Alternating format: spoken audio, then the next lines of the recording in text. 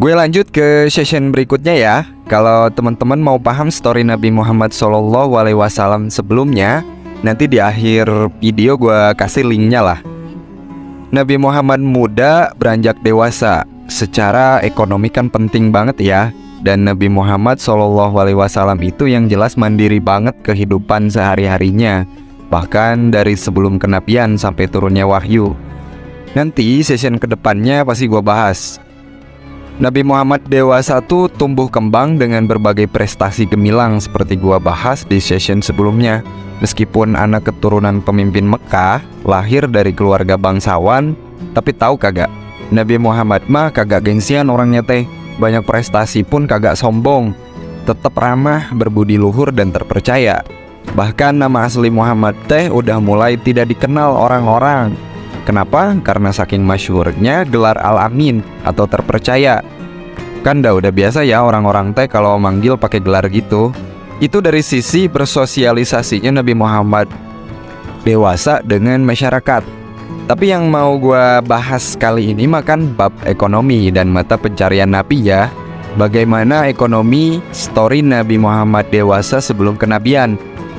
Nabi mah kagak sombong, kagak gengsi meskipun lahir dari keluarga terpandang. Mata pencarian Nabi waktu itu pengembala kambing loh.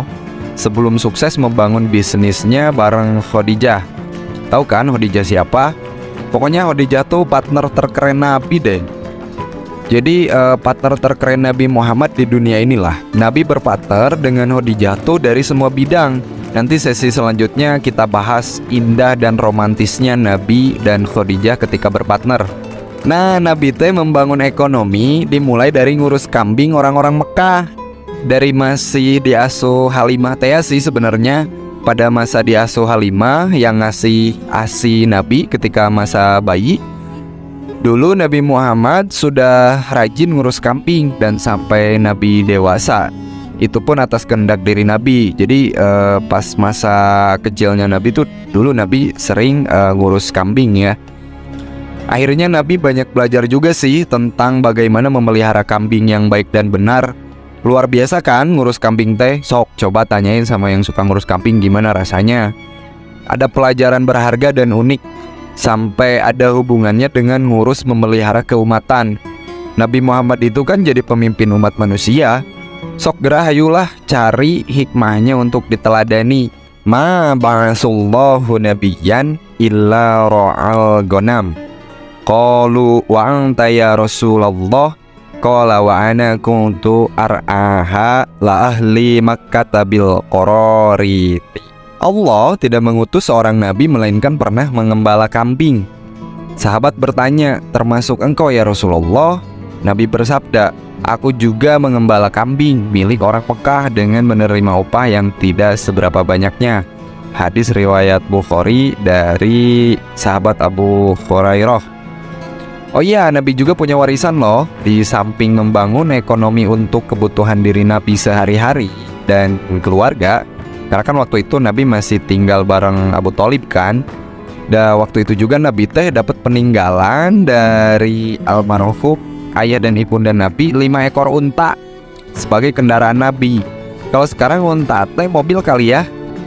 Pokoknya dari almarhum ayah dan ibundanya Nabi teh ada peninggalan yang lain, seperti beberapa kambing. Ya lumayan banyak lah kambing yang ditinggalin. Kemudian seorang pelayan perempuan bernama Ummu Aiman teh yang sangat setia menjadi perawat dan pengasuh Nabi Muhammad. Omnya Nabi, Abu Thalib, diskusi sama bibi Nabi yaitu Atikah, memikirkan masa depan Nabi. Udah dewasa kan. Jadi Nabi teh kudu mapan, punya bisnis dan menikah gitu. Lalu kata omnya Nabi yaitu Abu Thalib, nanti om kenalin deh ke pembisnis yang hampir menguasai ibu kota Mekah. Sambil jalan-jalan lah, pokoknya singkatnya Abu Thalib sama Nabi berangkat ke rumah Khadijah. Nabi mah kan orangnya jujur juga ya, tidak pernah mengecewakan orang lain nih. Beda lah sama pemuda-pemudi yang lain. Ketika umur Nabi kitaran 24 tahun, terdengar juga informasi dari berita gitu sama Khadijah teh. Breaking news lah bahwa ada pemuda yang amanah, artinya dapat dipercaya, yaitu Muhammad Al-Amin, tinggal di Banu Hashim. Kemudian Nabi sudah waktunya nih mengembangkan ekonomi. Intinya Nabi itu butuh partner gitu. Dan akhirnya berpartner lah. Ya yang jelas Nabi berpartner sama Khadijah, seorang bangsawan yang juga memiliki aset di mana-mana, terkhusus di ibu kota Mekah, di negeri Syam, Irak. Dan udah mah bangsawan, kemudian saudagar, tokoh terpandang lah dalam urusan ekonomi Khadijah teh. Khadijah pun butuh partner kan yang mengembangkan bisnisnya. Akhirnya bertemulah Nabi Muhammad dewasa dengan Khadijah untuk mendiskusikan perihal ekonomi. Ya pertemuan awal mah biasa bahas pekerjaan. Ya bahas pekerjaan secara profesional gitu, belum kepada berpartner jadi suami istri. Jadi nanti gua bahas di session selanjutnya untuk yang ini. Pertemuan pertama Nabi ya ngobrolin perihal gimana nanti strategi bisnis dan keuntungan benefitnya. Ya pokoknya yang pada akhirnya sepakat lah. Di sini Nabi mengembangkan bisnis Khadijah ke negeri Syam.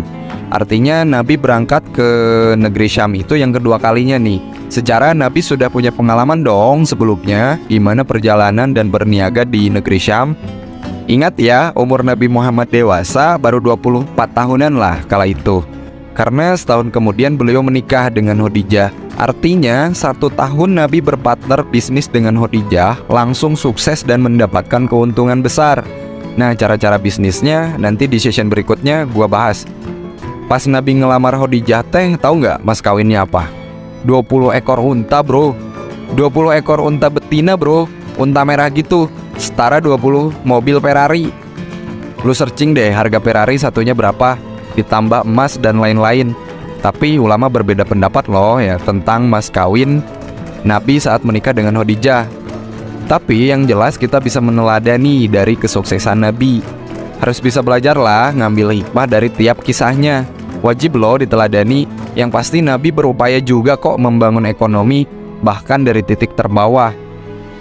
Di sini Nabi sedang mengajarkan kepada umatnya, jangan gengsi, jangan sombong, hayu bangun, bangkitkan ekonomi. Seorang muslim kan harus sukses. Muslim punya Allah yang maha kaya, apapun bisa terjadi. Kayanya Allah beda dengan kaya makhluk. Justru sumber kekayaan makhluk itu dari pemberian Allah. Contoh nih, Raffi Ahmad. Lihat mobilnya, rumahnya, asetnya, keren kan? Tapi dah masih milik Allah. Itu juga pemberian Allah loh. Kang Sule rumahnya kayak istana. Itu dikasih sama Allah juga yang maha pemberi. Mbak Im Wong, Atta Halilintar, itu sumber kekayaannya dari mana? Dari Allah lah dikasih. Artinya Allah teh maha kaya. Makhluk hanya diberi titipan, selebihnya milik Allah. Kapan saja Allah bisa ambil. Ya gitu pokoknya. Belum beres nih, masih ada session selanjutnya bahas kesuksesan Nabi Muhammad dalam membangun ekonomi sampai pernikahan dengan Khadijah. Ini masih session sebelum kenabian ya. Apalagi suksesnya Nabi setelah kenabian. Tetap pantengin channel YouTube gue. Jangan lupa like, subscribe, share yang terpenting.